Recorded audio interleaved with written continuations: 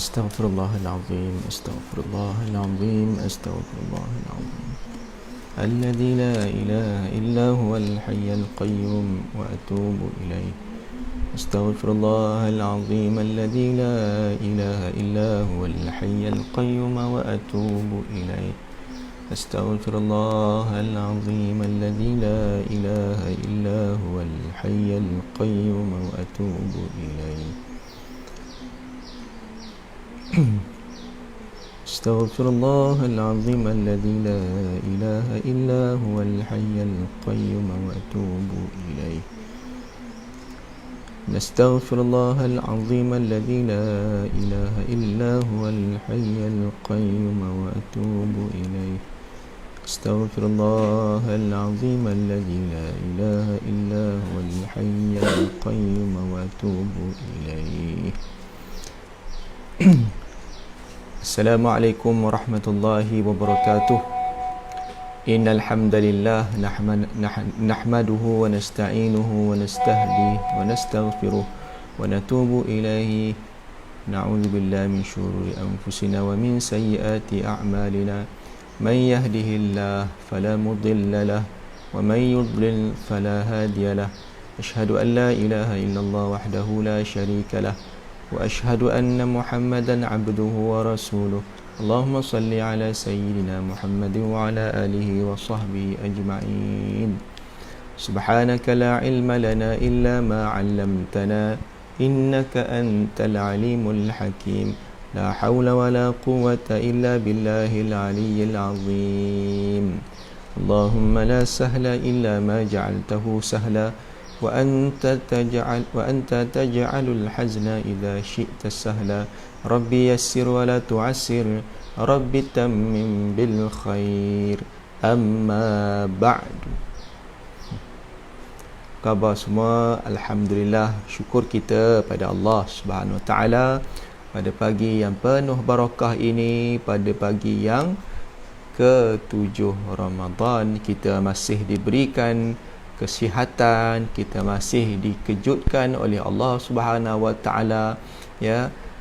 Allah masih memanjangkan usia kita. Allah memberikan kita nikmat iman dan Islam.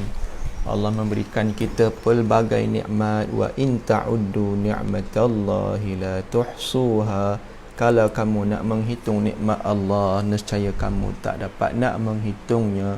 Sebab banyak sangat nikmat Allah bagi pada kita, ya. Kita bangun pagi, kita tengok ada pasangan kita di sebelah kita. Kita bangun pagi tadi, kita tengok ya ada anak-anak kita, bagi yang ada anak lah ya.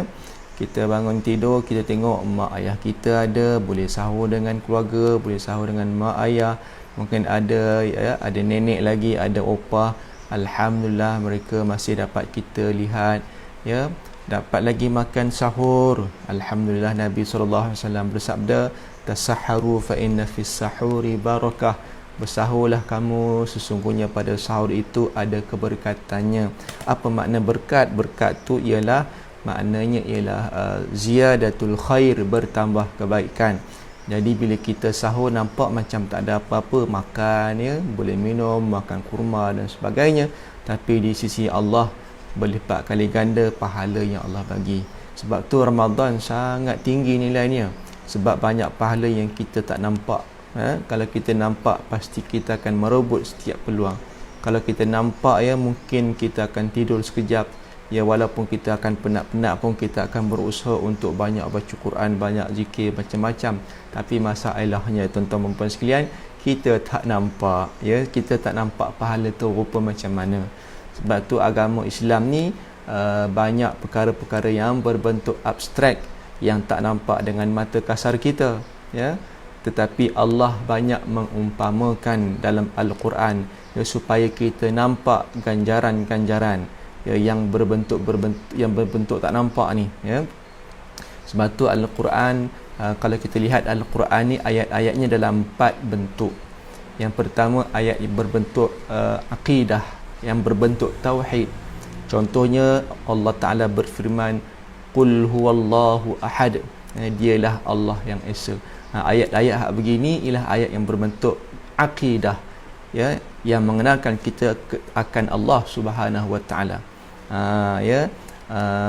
Allah Ta'ala apa kata, Allah Subhanahu wa Ta'ala berfirman ya, ialah yang berbentuk mengesakan Allah, sembahlah aku dan sebagainya. Jadi yang kedua, ayat Al-Quran ini dalam bentuk Allahumma salli ala sayyidina Muhammad, dalam bentuk hukum hakam, cerita bab munakahat. Al-Quran ini cerita bab riba, muamalat, cerita bab halal dan haram dan sebagainya tentang hukuman hudud, undang-undang Islam dan sebagainya. Ayat Al-Quran yang menjelaskan tentang hukum hakam, yang ni halal, yang ni haram. Bila sebut halal haram, ayat tu sangat jelas. Kemudian yang ketiganya, ayat Al-Quran menjelaskan tentang Allahumma salli ala sayyidina Muhammad, tentang kisah umat-umat dahulu ya. Ya bani Israil adhkuru ni'mati allati an'amtu alaikum wa anni faddaltukum 'alal 'alamin. Contoh, wahai Bani Israel, kisah Nabi umat Nabi Musa, kisah umat Nabi Lut ya, kisah macam-macam, kisah-kisah umat-umat dahulu. Kisah-kisah ini bukan sekadar story sahaja, tapi ya tuan-tuan sekalian, tapi kisah-kisah ini menceritakan tentang pengajaran yang boleh kita ambil, dan kisah umat dahulu sebenarnya kita boleh applykan dalam hidup kita. Contohnya kisah umat Nabi Lut, Allah murka kepada mereka, diterbalikkan bumi, supaya kita hari ini jangan jadi macam umat Nabi Lut. Kan? Allah Ta'ala cerita tentang Bani Israel. Bani Israel ni, kenapa cerita Bani Israel? Dalam Al-Quran banyak cerita Bani Israel, tak banyak cerita sangat pasal sedangkan Nabi Muhammad sallallahu alaihi wasallam itu daripada bangsa Arab, bukan Bani Israel. Tapi kalau cerita tentang kaum, jenis-jenis manusia ni, Allah Ta'ala sebut banyak Bani Israel. Sebab apa tuan-tuan sekalian? Sebab Bani Israel ini dia kena dengan semua manusia, baik bangsa Melayu, bangsa India, bangsa Cina, bangsa Arab ya, kulit putih, kulit hitam, kuning ke, sawo matang ke, Jawa ke, Banjar ke, semualah, hidung mancung ke, hidung penyek ke dan sebagainya, semua kena Bani Israel tu. Sebab Bani Israel, cerita Bani Israel, ada yang jahat, paling jahat ada sampai bunuh Nabi ya. Dalam kalangan orang bangsa Melayu, ada tak yang jahat? Mungkin ada kan, jahat-jahat betul gitu ya. Ada tak Bani Israel ada yang baik-baik betul sampai jadi Nabi ya. Banyak nabi-nabi daripada Bani Israel, Nabi Isa, Nabi Musa, Bani Israel. Ada tak yang baik sampai jadi nabi? Wali-wali Allah ada, manusia bangsa Melayu ada yang baik betul dia. Ya. Ada tak yang munafik Bani Israel? Ada. Bangsa Melayu ada tak? Ada juga yang munafik. Bukan kata bangsa Melayu, bangsa India ke bangsa Cina, semualah. Ada yang baik, ada yang jahat, ada yang munafik, ada yang sedang-sedang dan sebagainya, ya. Itu muqaddimah pagi ini. Dan yang keempat, ayat Al-Quran ini dalam bentuk perumpamaan. Perumpamaan kan, mathalul ladzina yunfiquna amwalahum fi sabilillah kamathali habbatin ambatat sab'a sanabila fi kulli sumbulatin mi'atu habbah wallahu yudha'ifu liman yasha' wallahu wasi'un alim. Sadaqallahul azim, ya.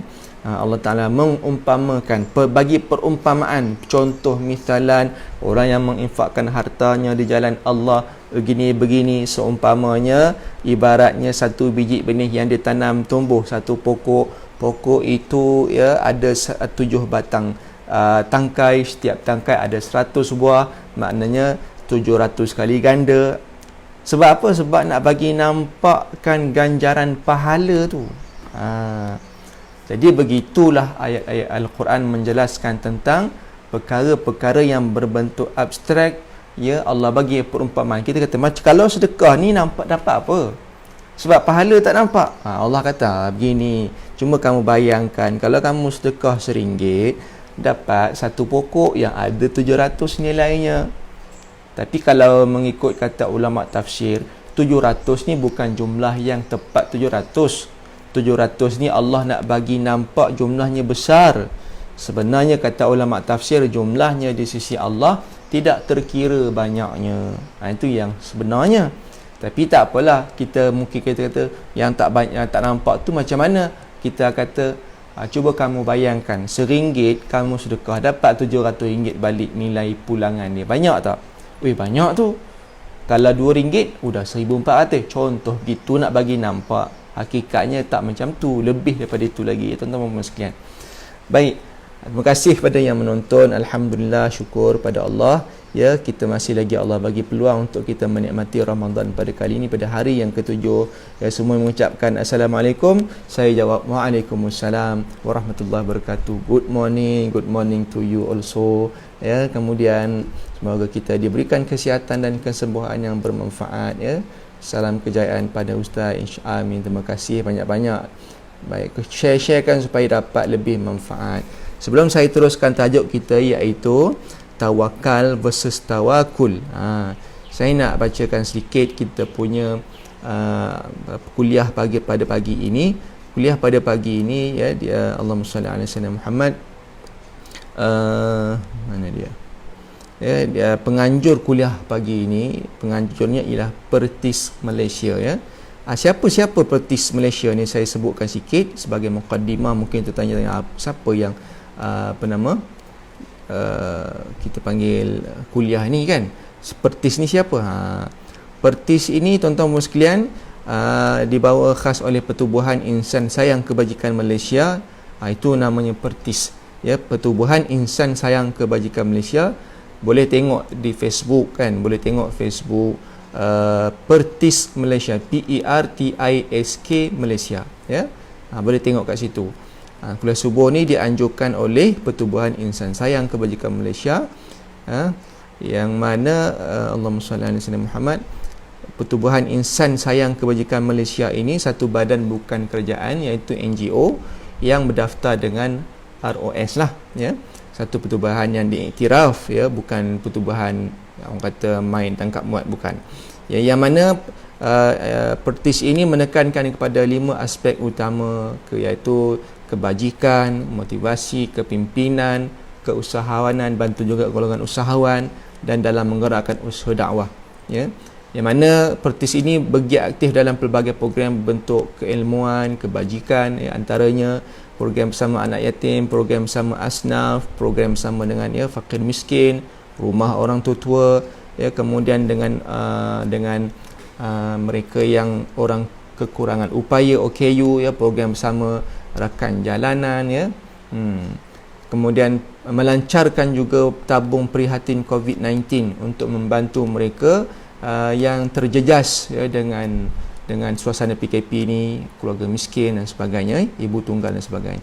Jadi kita ada tabung infak Ramadan yang dilancarkan ini, kita fokuskan untuk misi bantuan barangan keperluan ya sempena musim PKP ini dan bulan Ramadan ini yang sangat mulia. Jadi kita sama-sama boleh menginfak. Tengoklah boleh tengok klik saya punya info dalam kuliah subuh ni. Dan juga penaja kuliah subuh pada pagi ni saya sebutkan sikit, iaitu oleh Awesome. Awesome ni apa? Iaitu satu aplikasi ulang kaji nombor 1 kat Malaysia. Ini penting juga ya. Saya akan sebut tentang tawakal dan tawakul ni. lepas dengar kuliah subuh ni kan, mesti akan pening. PKP ni belum tamat kan. Anak-anak tak pergi sekolah kan. Anak-anak mana ada pergi sekolah. Jadi anak-anak kita buat apa? Duk main handphone, main game kat phone, main PSP, PS4 lah, macam-macam lah ya. Jadi persoalannya macam mana dengan pendidikan anak-anak? Ada sebahagian sekolah dia ada alternatif dia kan, dia buat kelas online dan sebagainya, tapi ada sebahagiannya mungkin tak macam tu ya. Jadi Awesome ni satu apps yang membantu anak-anak kita ya. Awesome ni dapat pengiktirafan daripada ISO, MMC ya. Dan Awesome termasuk dalam aplikasi terbaik dalam Malaysia Books of Records ya. Ini penaja kita Awesome, OSEM, ini nama dia punya apps ya. Mempunyai 11,000 orang cikgu ya. Awesome ni disupport ataupun disokong oleh 11,000 orang cikgu yang membantu pelajar-pelajar dalam aplikasi ini.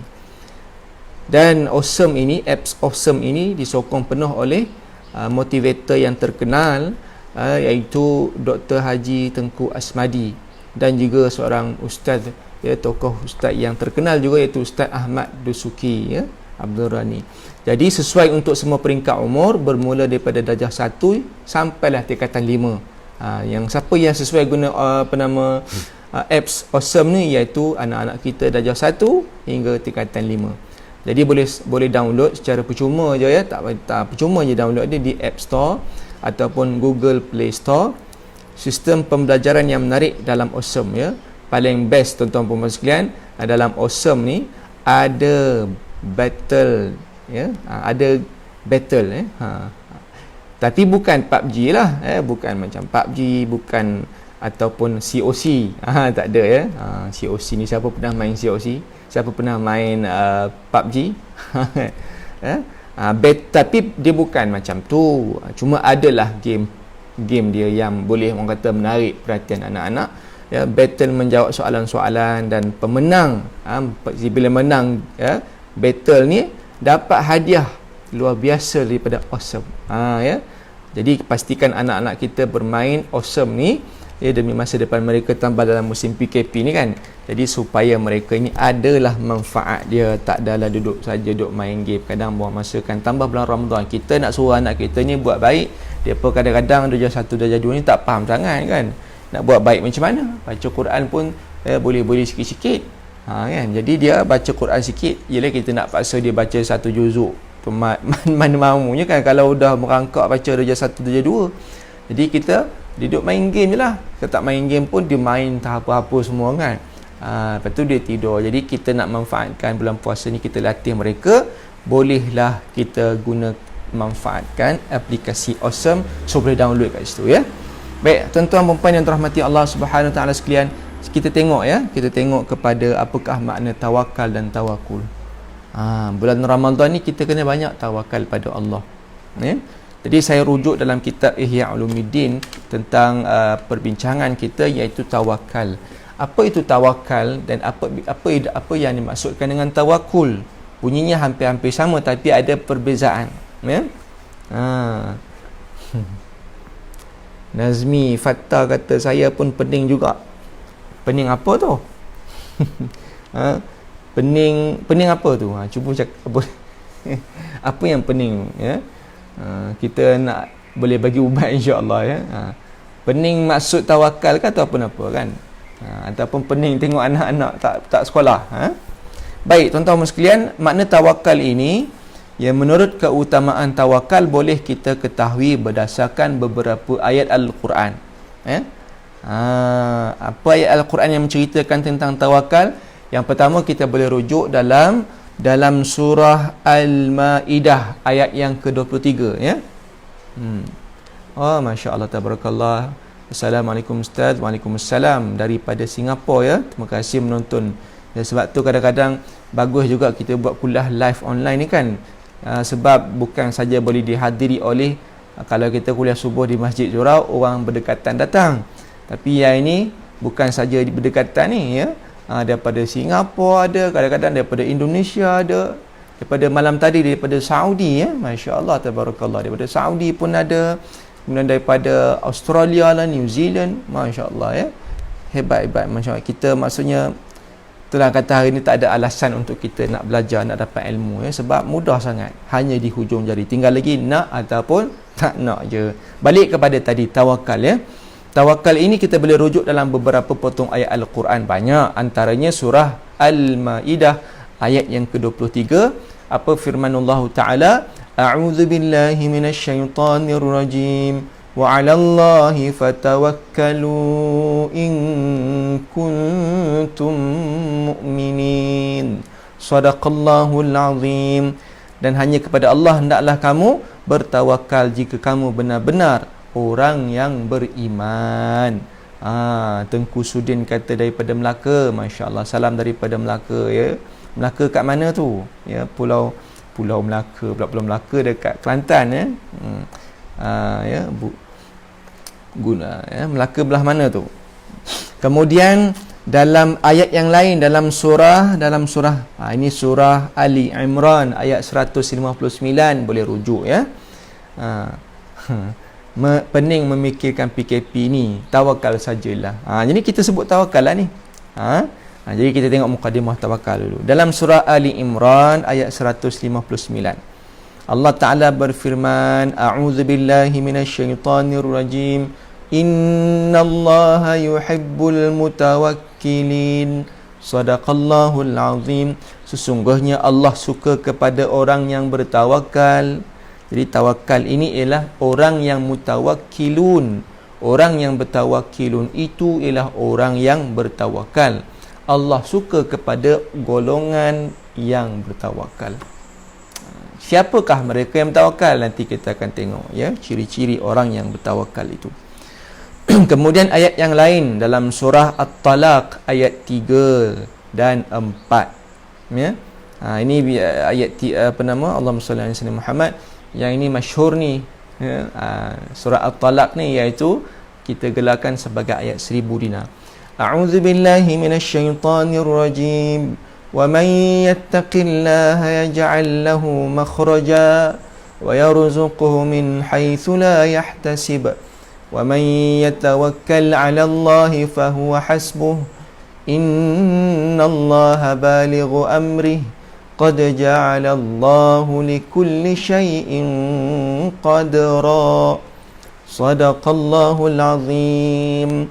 Sambil-sambil itu tuan-tuan sekalian, ya, boleh tengok nanti boleh tengok Facebook Pertubuhan Insan Sayang Kebajikan, dan kita sokong usaha murni, ya, pertubuhan ini yang orang kata apa, yang menganjurkan kuliah subuh pada pagi ini, ya.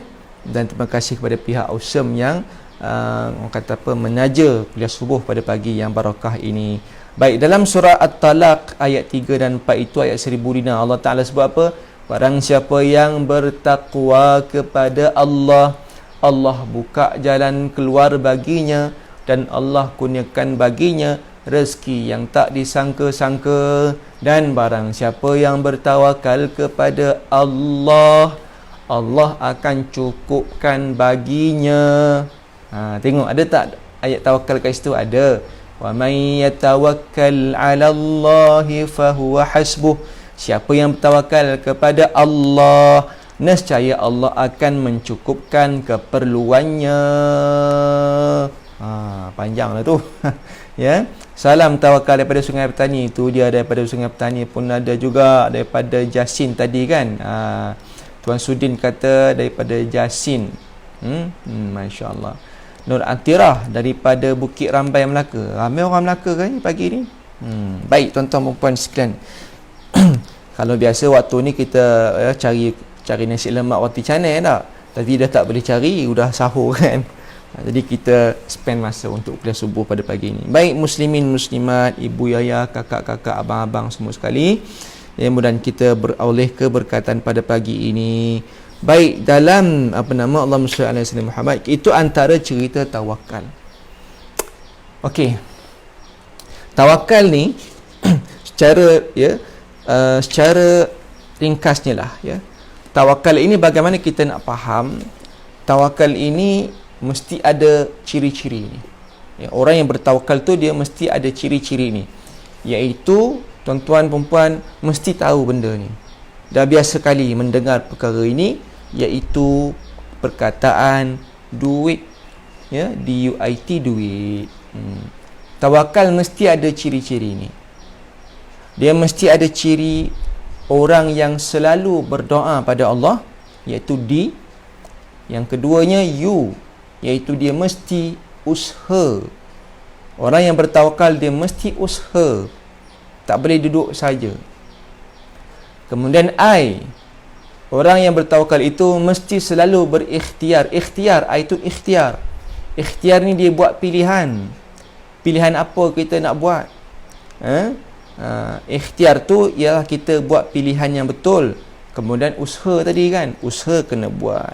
Ikhtiar, contoh ya, kita dalam suasana PKP ni, Allah, contoh ya, minta maaf kalau ada yang kena buang kerja kan, diberhentikan kerja. Nak buat apa? Takkan duduk saja, Allah, aku tak ada kerja, tidur baring. Takkan nak pergi mengemis. Islam tak suruh macam tu. Kena jadi orang bertawakal. Tak tawakal tak boleh duduk saja pula. Dia kena berdoa. Doa, ya Allah, aku ni kena buang kerja ni, ya Allah, macam mana nak buat ni, ya Allah, tolonglah buka jalan, ya Allah. Begitu ya. Lepas tu takkan doa saja, kena usaha. Ya, usaha. Kita pun cari apa aku nak kena buat ni. Maka kita ikhtiar buat pilihan yang betul. Aku nak buat meniaga lah. Niaga apa? Niaga macam-macam boleh lah ni. Ya, boleh meniaga, nak jadi dropship boleh, nak jadi agent ke. Ya, dropship. Kalau dropship tak payah kalau modal pun boleh juga. Tinggal lagi nak kena, ya, kita pun ikhtiar buat pilihan. Pilihan apa aku nak buat ni? Aku nak jadi dropship lah contohnya kan. Aku nak meniaga lah. Ya. Okey, kita meniaga, buat pilihan ni. Ni aku terbaik insya-Allah. Ya Allah, mudahkan aku nak buat kerja ni. Aku dah tak ada kerja ni. Usaha, Allah tak reti lah nak buat ni, macam mana nak buat ni. Cari ilmu, tanya orang dan sebagainya, ya. Itu ciri orang yang ada sifat mutawakil tadi, orang yang bertawakal. Lalu T itu ialah tawakal. Itulah namanya tawakal. Bila kita ada menyerahkan diri kita, doa pada Allah, penyerahan kita pada Allah, kita ada usaha, kita ada ikhtiar, dan akhirnya itulah yang dikatakan sebagai tawakal, duit ya. Mudah nak ingat kan, duit. Jadi itu ciri-ciri orang yang bertawakal. Tengok Nabi SAW ada bersabda dalam satu hadis, "Lau annakum tatawakkaluna 'ala Allah haqqa tawakkulih la razaqakum kama yarzuqut tayr taghdu khimasan wa taruhu bitanan."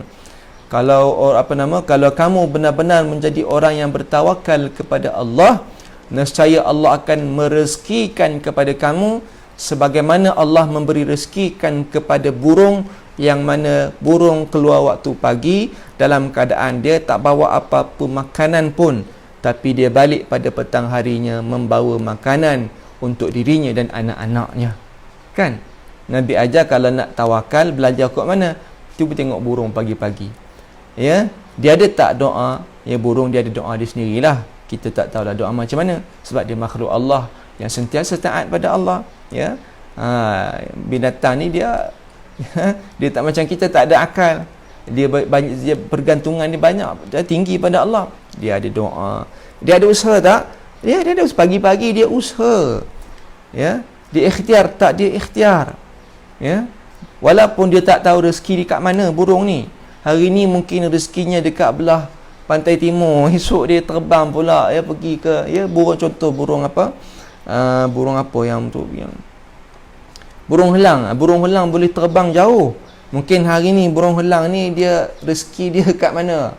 Rezeki dia dekat Langkawi sana tu. Esok pagi rezeki dia kat mana? Tu dia belah Thailand pula contoh, terbang ke sana. Dia tak tahu tapi dia tetap ada usaha. Contoh kita kata, oh saya ni ustaz, saya ni kan dah office saya dah tahu dah office saya kat mana. Office saya alamatnya begini. Jadi saya dah tahu dah rezeki saya kat mana dah. Ya, tapi tuan-tuan sekalian, kita tetap kena ada tawakal juga walaupun dah tahu alamat kat mana. Burung dia tak tahu alamat rezeki dia kat mana. Kita walaupun tahu alamat rezeki kat mana, tapi kita tetap masih perlu bertawakal kepada Allah sebab kalau Allah tak bagi kita kekuatan untuk pergi ke pejabat, mungkin kita akan diberhentikan kerja. Ya. Jadi kita masih diberikan kekuatan tenaga pergi ke office tu, maknanya kita masih bertawakal kepada Allah Subhanahu Wa Taala. Nah. Baik, ada soalan tadi saya nampak ya. Ustaz nak tanya, ketika dalam sujud terakhir boleh ke doa dalam bahasa Melayu? Maaf lagi tajuk. Tak apa ya, boleh tanya soalan. Ya. Baik, sujud terakhir boleh kita baca berdoa dalam bahasa Melayu tapi dalam hati. Tak boleh dengan lafaz mulut. Contoh kita sujud, ya Allah, ya Tuhanku, ampunkan dosaku. Tu batal solat. Ya, sebab dalam solat ni tak boleh bahasa lain melainkan bahasa Arab saja. Ya. Doa pun dalam bahasa Arab, ya, ayat Al-Quran dalam bahasa Arab, doa daripada hadis Nabi boleh dalam bahasa Arab. Tapi kalau kita tak boleh baca dalam bahasa Arab, kita bacalah dalam bahasa Melayu. Ya. Baca dalam bahasa Melayu. Contoh kalau kita nak lafazkan ya Allah, ya Rahman, tak apa, sebab tu bahasa Arab. Ya Allah, ya Rahman, ya Rahim, ya Mujibus Sailin. Lepas tu diam. Dalam hati kita mohon. Lepas tu sebut lagi ya Allah, ya Rahman, ya Rahim. Itu tak apa, sebab bahasa Arab. Dalam hati kita pun baca dalam hati, ya. Itu tak apa. Tak kisah dalam hati ni nak bahasa Jawa pun boleh. Ataupun bahasa Inggeris kalau kita hak jenis speaking kan, bahasa Melayu tak fasih, speaking lah, tapi speaking dalam hati lah, janganlah kuat speaking, batal doa, batal solat tu ya. Baik, balik kepada tajuk kita tadi ya. Muslimin muslimat yang dirahmati Allah sekalian. Jadi tengok, tawakal itu ciri-ciri orang yang bertawakal. Dan versus tawakul ni apa pula? Tawakul itu ialah orang-orang yang dia berserah pada Allah, menyerahkan urusannya pada Allah, tapi dia berserah tanpa ada usaha dan ikhtiar. Doanya ada, itu ada doa, tapi dia tak ada usaha, tidak ada ikhtiar. Ini bukan namanya tawakal, namanya tawakul. Itu lawan kepada tawakal tu. Tawakal tadi ada yang ciri duit tadi tu. Orang yang tawakul pula tidak ada ciri dia ada D saja, UIT tak ada, usaha tak ada, ikhtiar tak ada. Sebenarnya dia bukan orang yang tawakal, bukan. Doa je, dia doa duduk saja, ya Allah, saya ni orang miskin, ya Allah, saya orang miskin, ya Allah. Lepas tu dia tidur, tak ada buat kerja. Doa je, ya Allah, bagilah aku makan, ya Allah. Lepas tu tidur, ya. Lepas tu pergi mengemis. Ini bukan orang tawakal, ya. Lepas tu minta maaf tuan-tuan sekalian, saya sedih juga sebab bila saya pun ada di kalangan Allahumma salli ala sayyidina Muhammad, ustaz-ustaz yang bekerja di pusat zakat, ya. Ada pernah satu hamba Allah ni, Allahumma salli, saya minta maaf lah saya cakap ni kan, tapi benda ni benda yang realiti yang berlaku dalam masyarakat, ya. Sebab pegawai zakat ni dia tahu kisah-kisah, banyak kisah-kisah, ya, peminta-peminta asnaf ni kan. Ada yang bagus, masya-Allah. Wang zakat yang kita bagi pada asnaf tuan-tuan dan puan, objektifnya supaya mereka keluar daripada kesusahan, bukan suruh duduk dalam kesusahan berterusan, tak, ya, bukan macam tu. Sebab tu orang yang contoh asnaf zakat, saya pernah contoh, ya, siapa pernah makan cendol Burhan? Ni promote pula lah ni, ya. Tak, ni saya bagi contoh, ya, cendol Burhan tu sebab saya ada buku, ya, kisah-kisah asnaf zakat daripada pusat zakat Selangor, ya, ke zakat Selangor, ke zakat wilayah. Ya, diceritakan kisah-kisah mereka yang berjaya dengan bantuan wang zakat. Antaranya cendol Burhan di belah tu, belah Kuala Selangor tu, ya. Sebab itu antara cendol favourite saya. Ya, saya dia adalah antara asnaf zakat yang mana pusat zakat banyak bagi bantuan dan akhirnya dia berjaya. Cendol Burhan dia kan ada cawangan dan sebagainya. Itu sebenarnya yang kita nak. Itu yang sebetulnya wang zakat tu. Tapi bila mana ada di kalangan asnaf zakat, saya minta maaf saya cakap ni sebab kita kena faham apa tujuan zakat ni. Ya. Sebab kenapa zaman Khalifah Sayyidina Umar Abdul Aziz tak ada orang yang layak menerima zakat. Ya?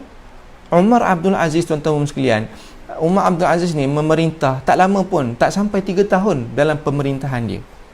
Cuba tuan-tuan baca kisah hidup Sayyidina Umar Abdul Aziz, seorang khalifah pemerintah yang sangat tawaduk, dan pada zaman dia tak ada orang yang layak menerima zakat.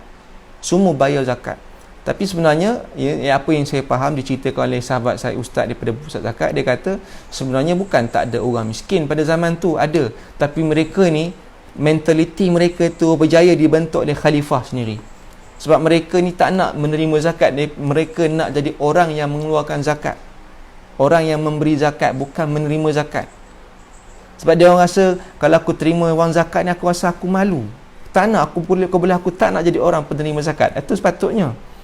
Sebab tu wang zakat, sebab yang ni cerita tadi ada di kalangan penerima zakat yang dia ni ada, ni kisah benar cerita ya, minta maaf saya cakap ni ya, sebab ni kisah ni kita nak cerita kisah yang benar ya. Dia ni kakinya tak ada, kakinya kudung, mungkin tak tahulah, adalah cerita dia kan.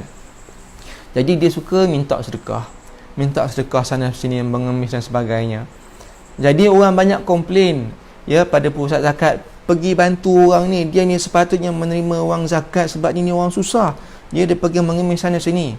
Maka pusat zakat ni tadi pergilah bagi bantuan dekat dia, bagi duit untuk beli kaki palsu, bagi bagi makan minum kepada dia, dan siapkan bagi duit untuk beli kaki palsu kat dia.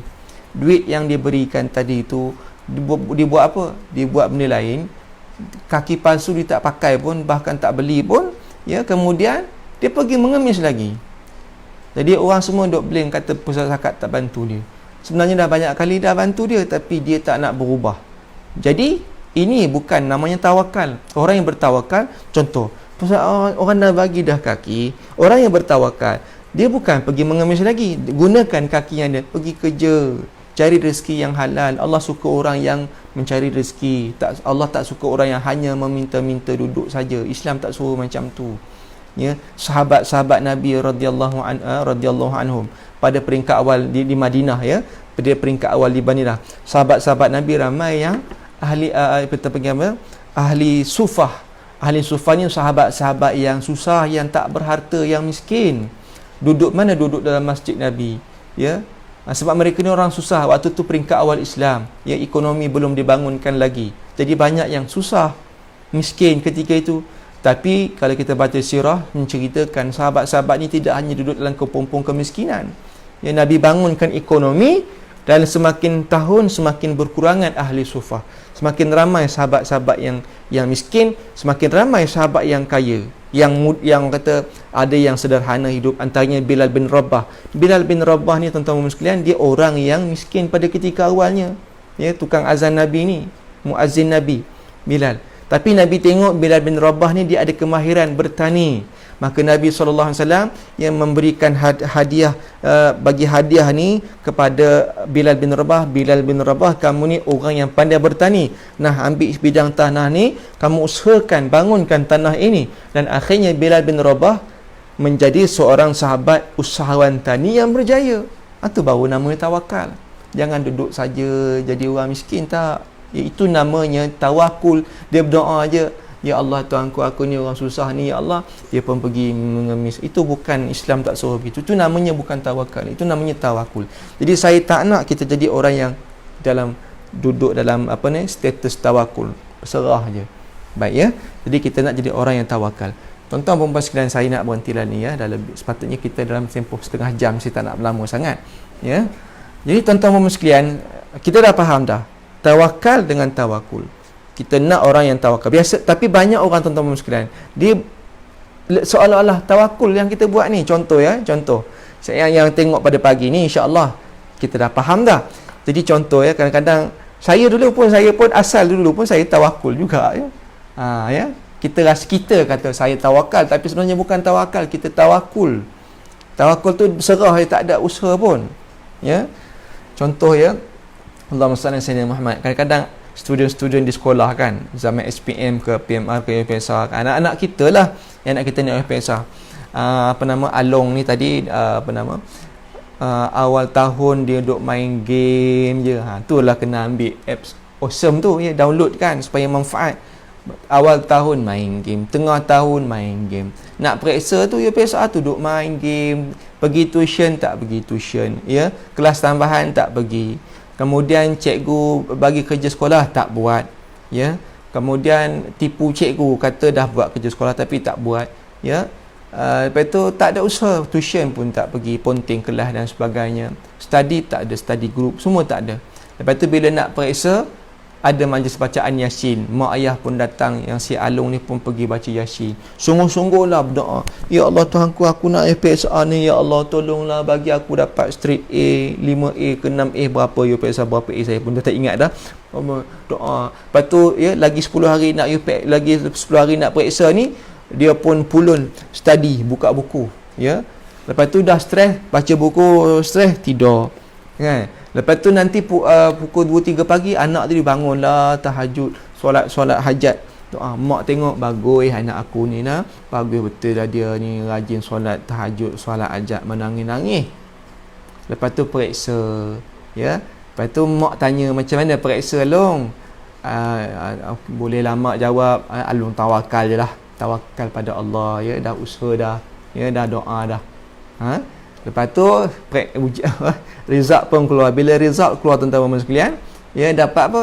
Dapat 5D. Mak kata, Long kamu dapat berapa Long UPSR ni? Along dapat 5D. Mak pun pengsan. Dia pengsan mak tu. Allahu Akbar, kenapa kamu teruk benar Long? Anak ni kata apa?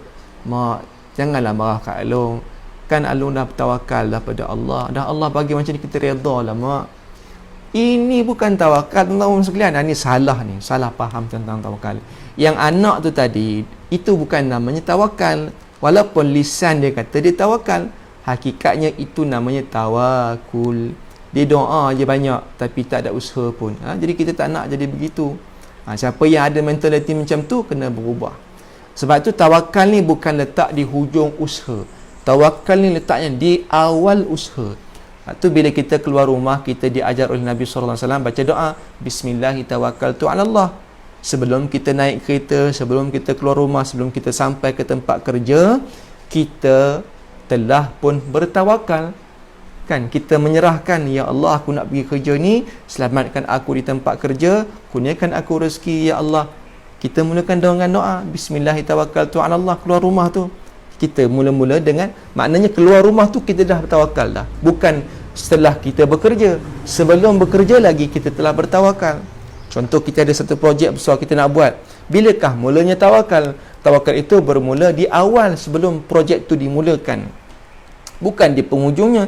Tapi kebanyakan orang tawakal letak kat ujung. Dah buat lebih kurang, tawakal pada Allah. Tak betul cara begitu ya. Islam tak suka cara begitu. Islam suka orang yang bertawakal yang betul-betul, Pak, ya. Tawakal macam mana? Macam burung tadi tu, ya. Dia ada doa, dia ada usaha, dia ada ikhtiar. Baik tuan-tuan sekalian, tapi lama pula kuliah subuh pagi ni ya. Baik tuan-tuan sekalian, jadi jangan lupa kita tengok pertubuhan insan sayang kebajikan, boleh kita sama-sama infak ya, dan boleh download Awesome ya. Download apps Awesome untuk anak-anak kita. Faham ya? Alhamdulillah faham. Jadi tuan-tuan sekalian, kata Imam Al-Ghazali dalam kitab Ihya Ulumuddin, ya, asas kepada tawakal itu, dasar tawakal itu apa tuan-tuan? Pokok akar tawakal tu ya. Kita bayangkanlah tawakal ni adalah satu pokok yang besar. Pokok mesti ada akar dia. Apakah asas ataupun apakah akar bagi pokok tawakal itu? Akar dia ialah, akar ni kalau tak ada akar mana ada pokok. Jadi pokok tu walaupun cantik dah, katakan hidup kita ni Allah bagikan kita telah bertawakal, lalu Allah bagi kita rezeki yang melimpah ruah. Jadi mana dia punya dasar ataupun akar bertawakal tu? Kata Imam Al-Ghazali, asas kepada tawakal ataupun akar kepada tawakal itu ialah Apa dia tuan-tuan sekalian? Ialah akidah, ya, ialah tauhid kita, kebergantungan kita pada Allah. Akidah kita dengan Allah itulah akar kepada tawakal. Menariknya Imam Al-Ghazali dia sebut kat sini, ya, Imam Al-Ghazali kata tawakal itu pokoknya, ya, dasarnya ialah akidah ataupun Allahumma salli ala sayyidina Muhammad, ataupun kita kata apa? Tauhid. Mana dalilnya? Dalilnya ayat 1000 dinar tu lah. Wa may yattaqillaha yaj'al lahu makhraja. Barang siapa yang bertakwa. Ayat tawakal, cuba tengok kan, barang siapa yang bertakwa, Allah buka jalan keluar baginya. Allah bagi dia rezeki yang tak disangka-sangka. Siapa yang bertawakal, Allah cukupkan baginya. Soalan dia, mana datang dulu? Tawakal datang dulu ataupun takwa datang dulu? Menerusi ayat 1000 dinar tadi tu, ya. Ayat 1000 dinar Allah dahulukan takwa. Siapa yang bertakwa? Siapa yang bertakwa? Takwa ni apa dia? Takwa itu asas dia kepada ialah akidah. Orang yang bertakwa mestilah akidahnya betul, kan? Akidahnya betul. Jadi orang yang bertakwa mesti akidah dia hebat. Bila akidah dia betul, dia orang yang bertakwa, barulah Allah buka jalan keluar bagi dia. Barulah Allah bagi dia rezeki yang tak disangka-sangka. Dan baru datang tawakal tu. Dan Allah kata siapa yang bertawakal, inilah orang yang bertawakal, itulah tadi Allah cukupkan baginya keperluannya segala bendanya. Kan? Sebab tu kata Imam Al-Ghazali ada asasnya. Asasnya barang siapa yang bertakwa. Takwa. Kita ni duk sibuk polish tawakal tu. Oh, kita kena jadi orang bertawakal. Takwa ni tak payah dicari tuan-tuan dan sekalian. Tawakal ni tak perlu dipolish. Yang kita perlu polish, ya, polish kereta tu kan. Polish yang kita perlu polish ialah akidah kita. Macam mana nak polish akidah? Dengan ilmu. Ya, mengenal Allah. Ilmu apa? Ilmu akidah. Belajar ilmu tauhid, belajar sifat 20, belajar ilmu tasawuf, ya. Kitab Ihya Ulumuddin Imam Ghazali ni pun tentang ilmu tasawuf lah juga ni. Sebab ilmu yang mengenalkan kita akan Allah Ta'ala. Jadi ini, makin kenal kita akan Allah Ta'ala, makin bertakwa kita. Makin bertakwa kita kepada Allah, makin tinggi tawakal kita. Sebab apa? Sebab, ya, itu saya kata, yang polish ni ialah takwa, bukan tawakal. Bila kita polish takwa, automatically tawakal tu akan datang dengan sendirinya. Tapi banyak orang, dia duk polishkan tawakal dia. Kita bertawakal pada Allah, tapi takwa dia tak jaga. Ya, tawakal je, takwa tak ada, ibadah tak ada, kenal Allah pun tak ada, tak jadi, tak kena cara dia. Itu bukan orang yang bertawakal. Ya, baik, balik kepada kata Imam Al-Ghazali rahimahullah taala, tawakal itu dia kata akidah ni, tauhid ni bagi 4. Saya pergi ringkas ya, sebab saya nak berhenti dah ni, ya. Izzat Tazali, Assalamualaikum. Ini sahabat lama saya, masya-Allah, ya. Lama tak jumpa Izzat. Masya-Allah. Moga sihat Izzat, ya. Rindu nak jumpa ni, kawan masa kecil lagi, betul lah, lama tak jumpa, ya Allah. Ya, baik, alhamdulillah. Baik, balik ya pada kata Imam Al-Ghazali, tauhid ni ada 4 peringkat. Kita letak kat peringkat mana, level mana, ya? Ada 4 level akidah ataupun tauhid, ya. Baik, yang pertama kata Imam Al-Ghazali, kulit daripada kulit. Tauhid kulit daripada kulit. Yang kedua, tauhid kulit. Nanti saya jelaskan, ya. Saya jelaskan apakah kulit daripada kulit. Kulit ni apa, ya? Tauhid yang pertama, tauhid kulit daripada kulit. Tauhid yang kedua iaitu tauhid kulit. Ya. Yang ketiga, tauhid isi. Yang keempat, tauhid isi daripada isi. Apa pula lah ini, ya? Apa maknanya? Maknanya begini. Yang pertama, level akidah orang yang pertama iaitu kulit daripada kulit. Dia Imam Al-Ghazali dia mengibaratkan, mengumpamakan tauhid kita, akidah kita ni macam buah kelapa. Orang Perak kata buah nyo, ya. Orang KL kata buah kokonat. Ya, buah nyo. Saya orang Perak, buah nyo, ya. Orang Kedah kata buah nyok. Buah kelapa, ya. Kelapa, bahasa Melayu kelapa. Akidah kita ni macam buah kelapa, dia kata. Buah kelapa ni dia ada kulit daripada kulit. Kulit daripada kulit tu apa tu? Kulit yang sabut tu. sabut kelapa tu kan, kita tengok buah kelapa kan cantik luar, buah kelapa warna hijau ataupun buah kelapa yang dah tua tu kan warna coklat, itu namanya kulit daripada kulit ni tuan-tuan sekalian. Allahumma salli ala Muhammad. Itu tauhid orang kebanyakan, orang awam, ya, yang mana nilainya macam sabutnya, ya, sekadar mengetahui siapa Tuhan kamu. Tuhan saya Allah. Kenal tak Allah? Wallahu ta'ala alam. Saya tahu Allah tu Tuhan saya, dia yang memberi saya rezeki, ya, tapi tak tahu pun Allah ni apa sifat-sifat dia, tak kenal mendalam, ya, sekadar tahu je. Ini kebanyakan orang begitu.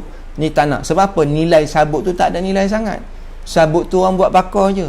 Sabut tu dia pergi orang ambil buahnya, sabut tu dia kupasnya, dia chopnya buah kelapa tu, sabut tu dibuang, sabut tu dibuat bahan bakaran tu je kan, dibakar, tak ada apa nilai sangat pun. Mula-mula ni nampaklah cantik buah kelapa, tapi setelah kita kopek buah kelapa tu, kita bakar, dia buang.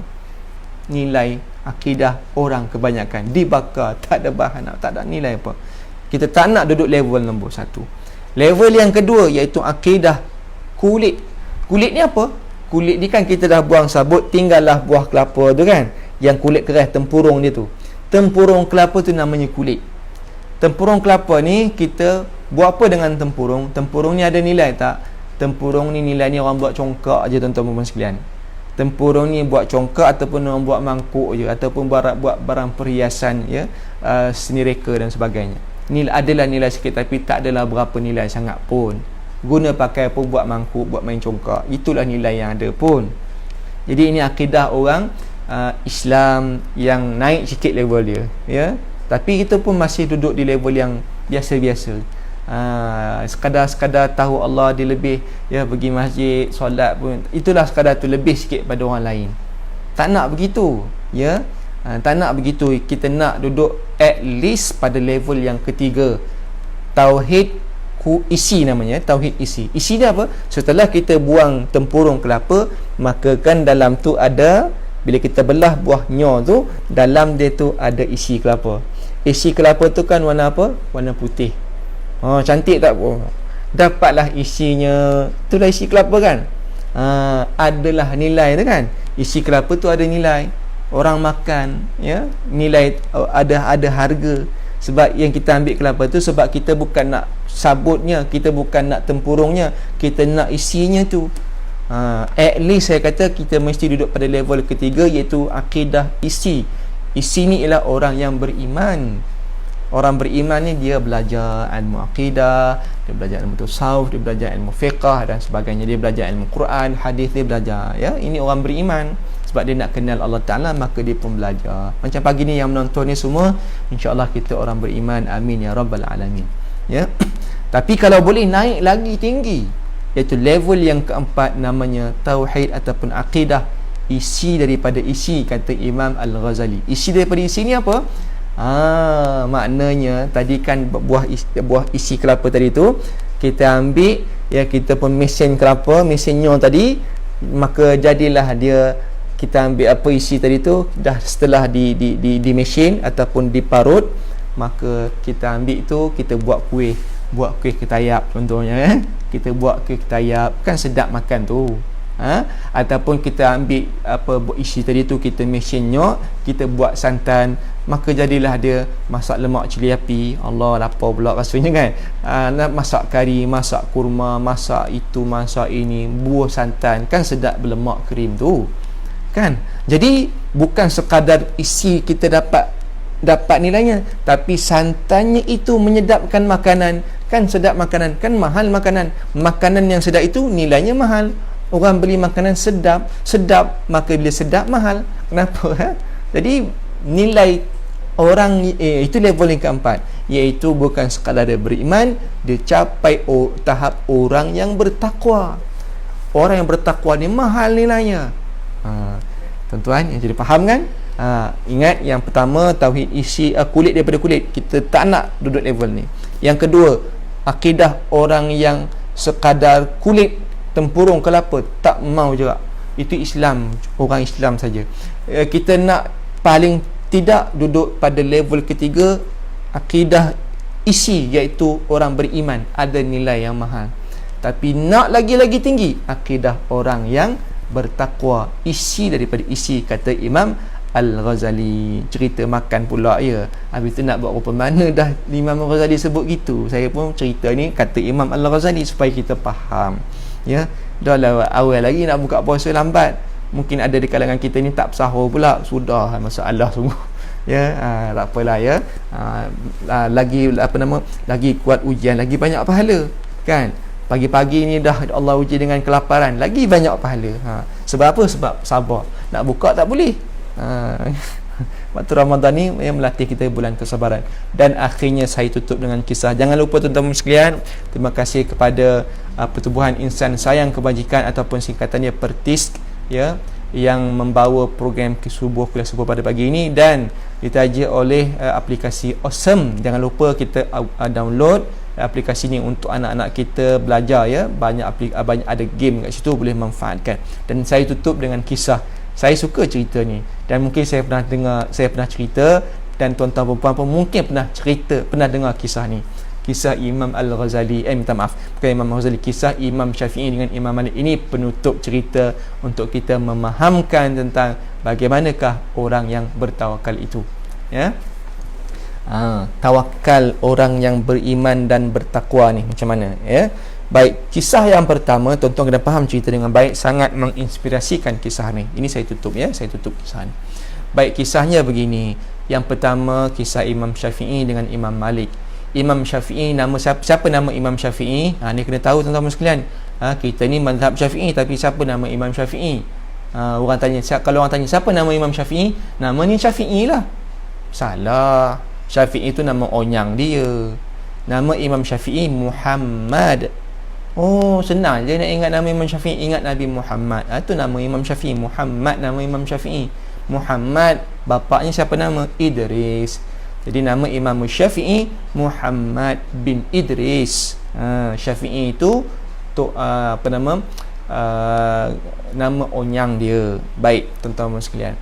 Imam Syafi'i, siapa tok guru dia? Tok guru dia ramai. Antara guru yang besarnya ialah Imam Malik. Imam Malik ni tok guru besar Imam Syafi'i. Imam Malik ni tuan-tuan sekalian, Imam Malik ni pula usianya jauh dengan Imam Syafi'i. Ya, lebih kurang 50 tahun gap usianya. Ibarat bapa dengan anak lah. Imam Syafi'i ni dah macam bapa sangat dah. Imam Syafi'i ni baru anak muda yang baru nak belajar gitu ya. Tapi hebat, Allah bagi dia kekuatan ingatan Imam Syafi'i ni. Imam Malik hebat, Imam Syafi'i pun hebat. Tapi makam pada ketika itu, makam guru dengan murid, adalah beza dia ya.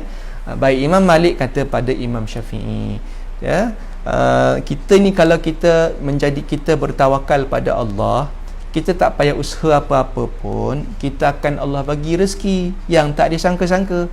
Duduk diam pun kita dapat. Kalau tuan-tuan faham cara macam ni, apa kita nak kata pada Imam Malik? Mungkin kita akan kata itu kan tawakul tu. Tak ada usaha. Sebab Imam Malik kata kalau kita duduk saja pun, kita berdoa, kita jaga hubungan dengan Allah, tak ada usaha, tak ada ikhtiar pun, kita akan diberikan rezeki. Inilah namanya orang yang benar-benar bertawakal, kata Imam Malik. Imam Syafi'i duduk menung kata, mana boleh begitu? Sebab Imam Syafi'i dia orang yang belajar. Dengan ilmu yang dia ada, dia kata, tak betul cara begitu. Sebab tawakal itu mestilah kena ada usaha dan ikhtiar. Takkan kita doa je, tak betul cara tu. Maka Imam Malik kata, tak, kalau kita benar-benar orang yang bertawakal, tak payah usaha pun Allah bagi. Imam Syafi'i kata tak betul, dia tak setuju. Berselisih pandangan antara murid dengan guru. Benda ni biasa ya, tapi bukanlah bergaduh. Kita hari ni berselisih ni sampai bergaduh, mencaci hamun dan sebagainya. Itu yang tak betul tu ya. Ulama-ulama tak ajar begitu. Perselisihannya berlaku sejak zaman Nabi lagi ya. Selepas zaman Nabi lagi banyak perselisihan. Tapi ya ada adab dia. Tapi hari ni orang tak jaga dah adab berselisih pandangan ni kan. Menghentam antara satu sama lain, tak betul cara begitu. Jadi tengok ya, Imam Malik kata begini, Imam Syafi'i tak setuju, tapi masih menghormati dia gurunya ya. Maka Imam Syafi'i pun meninggalkan Imam Malik, meninggalkan gurunya dengan pandangan dia kata, tawakal itu, kata Imam Syafi'i, mesti ada usaha dengan ikhtiar. Takkan kita doa je. Imam Malik kata tak, Orang yang benar-benar tawakal, tak ada usaha pun Allah bagi juga. Kan berbeza tu. Kalau tuan-tuan nak ikut yang mana yang betulnya. Kan? Baik, yang dengar cerita dulu ya. Ni cerita penutup ni.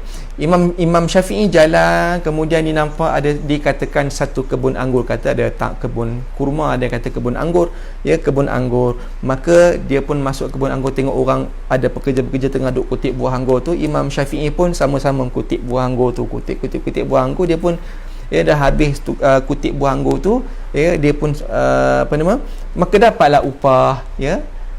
Tuan pemilik kebun tadi tu, dia pun bagilah upah kepada pekerja-pekerja, termasuklah Imam Syafi'i ketika itu yang sama-sama kutip buah anggur tu. Dia bagilah satu bekas kat Imam Syafi'i ni, ambil ni buah anggur ni, upah pada kamu, ya, upah tadi. Maka Imam Syafi'i nak bagi tahu, betul lah kata aku, orang yang bertawakal mesti kena ada usaha kan. Kita tengok Imam Syafi'i, macam mana nak dapat anggur tu, takkan duduk saja tiba-tiba anggur tu datang, tak betul kan. Dia mestilah kena ada usaha. Tengok, aku dah usaha kutip buah anggur ni, dapatlah upah. Macam kita lah, mana nak dapat gaji kalau tak ada kerja kan. Bos nak bagi gaji senang-senang gitu. Kita pun bekerja, tekun bekerja, dapatlah gaji kan, setelah berusaha. Itu tawakal. Kerja tu, usaha tu, tawakal lah tu, ya. Maka Imam Syafi'i pun dapat buah anggur tu, dia bagi batah balik, jumpa Tok Guru di Imam Malik. Assalamualaikum Tok Guru. Yang Malik kata, jemput masuk ya. Lepas tu Imam Syafi'i pun bawa buah anggur tu, dia letak kat meja, lebih kurang gitulah kisahnya. Dia letak buah anggur, dia kata, Tok Guru, makanlah anggur ni, aku bagi kat kamu ni, makan. Imam Malik pun makan buah anggur tu, sedapnya anggur ni, dapat makan anggur ni. Maka Imam Syafi'i pun katalah kat Tok Guru dia, Imam Malik, aku nak bagi tahu ni, saya nak bagi tahu, ya, orang yang bertawakal tu mesti kena ada usaha. Imam Malik senyum. Kenapa kamu kata macam tu? Ni buktinya anggur ni, aku tak akan dapat buah anggur ni melainkan aku perlu berusaha, bekerja. Ini anggur ni aku dapat sebab aku tolong tadi, aku dapat upah anggur ni. Takkan tokek kebun tu nak bagi anggur free-free tanpa aku ada usaha. Maka inilah upahnya. Itulah namanya tawakal. Nampak ya? Imam Malik pun tersenyum sambil makan anggur yang sedap tu. Cerita makanan lagi kan. Allahu Akbar, ujian sungguh pagi ni. Ya, Imam Malik kata apa? Anak muridku, ya, Muhammad bin Idris yang disayangi. Tadi waktu kamu pergi meninggalkan aku, ya, aku terfikir dalam kepala, dalam fikiran aku ni, Allah, sedapnya kalau aku dapat makan buah anggur ni kan. Sedap. Tak lama lepas tu kamu datang bawa buah anggur ni ke aku, kamu suruh aku makan, sedap anggur ni. Aku tak payah usaha pun, aku minta, ya Allah, teringin nak makan anggur. Tengok dapat anggur ni, tengok kamu bawa. Dia tak turun tiba-tiba daripada langit, tapi orang hantar, kamu yang bawa buah ni. Kamu tahu ke aku nak makan buah anggur? Tak tahu kan? Tak tahu. Tapi aku nak sangat makan anggur. Tengok Allah hantarkan kamu bawa buah ni. Tengok aku tak payah usaha pun. Nampak tak tuan-tuan sekalian? Mana satu tawakal yang betul? Mana satu tawakal yang betul? Tawakal cara Imam Syafi'i ke tawakal cara Imam Malik? Jawapannya ialah, tak payahlah saya jawab lah, ya. Tawakal yang paling betul ialah dua-dua sekali. Cara Imam Syafi'i betul, cara Imam Malik pun betul. Semua orang nak jadi macam Imam Malik kan? Saya pun nak jadi macam tu. Tak payah usaha, tiba-tiba dapat. Tawakal juga tu. Tapi tawakal tu level apa tu? Level isi tu. Isi daripada isi. Itu level isi daripada isi. Sudah sampai makam taqwa, itu wali Allah tu. Tak payah usaha. Wali Allah kan ada karamah. Karamah ni kan kelebihan-kelebihan yang Allah bagi pada hamba-hamba yang terpilih. Walaupun dia tak ada, dia berdoa tiba-tiba Allah bagi cepat, ya. Itu karamah, kelebihan-kelebihan. Tapi janganlah kita nak mimpi terus jadi macam tu. Sebab tu saya katakan, tawakal ni tak perlu dicari, dia datang dengan sendiri. Ya. Kita jadi orang bertakwa sampai satu level, kita sudah sampai level isi daripada isi, maka Allah akan bagi rezeki yang tak disangka-sangka. Tak payah buat apa-apa, tiba-tiba Allah bagi. Kita baru terdetik tiba-tiba datang benda tu, ya. Jadi tahap kita, saya sendiri, kita semua ikutlah cara Imam Syafi'i. Ya, maka saya katakan Imam Syafi'i waktu tu murid, Imam Malik dah makam Tok Guru, ya. Jadi kita ikut cara Imam Malik, kita gunalah cara Imam Syafi'i. Kita kenalah usaha, kena ikhtiar, kena berdoa, ya. Jangan doa saja, kena ada usaha, kena ada ikhtiar. Kemudian kita polish lagi akidah kita, polish lagi ilmu kita, belajar lagi, faham Quran, faham hadis, faham ilmu tasawuf, faham ilmu hukum hakam dan sebagainya, ya. Maka lama-lama kita akan capai tahap macam Imam Malik tu, ya, secara sendirinya, tak perlu dicari. Ya, mudah-mudahan Allah berkati kita semua. Wallahu ta'ala. Terima kasih, ya. Terima kasih kepada semua. Apa yang saya sampaikan pada gini adalah nasihat untuk saya sendiri terutamanya, dan mudah-mudahan apa yang saya kongsikan tuan-tuan boleh kefahaman tu, tuan-tuan bolehlah amalkan. Mudah-mudahan pahala tu dapat juga kat saya. Tolong doakan saya juga supaya Allah menjadikan saya orang yang bertawakal, dan saya doakan kalian juga adalah orang yang mutawakkilun, orang yang benar-benar bertawakal, insya-Allah. Terima kasih. Terima kasih kepada, ya, Pertubuhan Insan Sayang Kebajikan. Sama-sama kita, ya, tekan butang yang dikongsikan, boleh share kat situ, boleh apa nama, Allahumma salli ala Muhammad, boleh sumbang apa yang kita ada pada gini. Allah melihat berapa, Allah tak lihat berapa jumlahnya, tapi Allah lihat, ya, usaha murni kita. Allah tengok niat kita yang baik itu, insya-Allah. Sama-sama terima kasih kepada, ya, Pertubuhan Insan Sayang Kebajikan Pertis, dan juga kepada Awesome, satu aplikasi pembelajaran yang moden, yang terkini, yang baik untuk anak-anak kita bermula darjah 1 sampai tingkatan 5. So boleh download, manfaatkan sama-sama. Terima kasih, ya, atas semua yang telah sudi tekan butang share, yang sudi mendengar perkongsian yang tak seberapa ini. Yang saya harapkan kita semua menjadi orang yang benar-benar bertawakal, tambahan di bulan Ramadan, sebab kita nak jadi orang yang bertakwa. Bila kita capai orang bertakwa, sebenarnya kita orang yang benar-benar bertawakal. Minta maaf salah dan silap, yang baik daripada Allah, yang kurang itu daripada kelemahan diri saya sendiri. Aku liqauli hadza wa astaghfirullahal azim li wa lakum. Wabillahi taufiq wal hidayah. Assalamualaikum warahmatullahi wabarakatuh. Saya sayang semua, dan saya minta maaf saya tak sempat baca banyak komen-komen kat sini, ya. Ya, insya-Allah kalau saya baca balik komen nanti, kalau ada soalan apa saya jawab secara type nanti, ya. Baik, terima kasih banyak-banyak, ya. Semoga kalian semua bahagia dan berjaya dunia dan akhirat. Assalamualaikum warahmatullahi wabarakatuh.